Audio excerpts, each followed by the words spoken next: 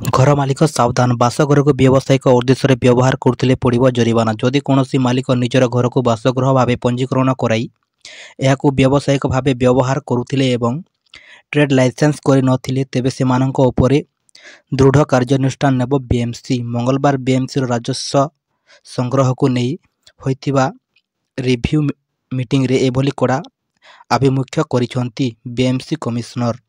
आहरी मध्य अधिक राजस्व बाकी रहितिबा घर मालिकंकु 15 तारिख सुधा डिमांड नोटिस पठाजिबो। जदि बासगृह मालिक राजस्व देबा पई जानिशुणी निज संपत्तिर आकलन बा पुनः आकलन कराउ नथिले सेपरिकी निर्माणर संपूर्ण इलाकार हिसाबकू आणु नथिबार प्रमाण मिलिले मध्य सेमानंक उपरे दृढ़ कार्यानुष्ठान नियाजिबो।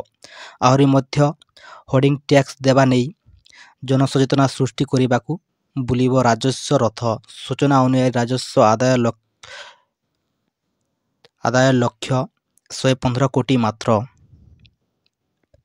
26% आदाय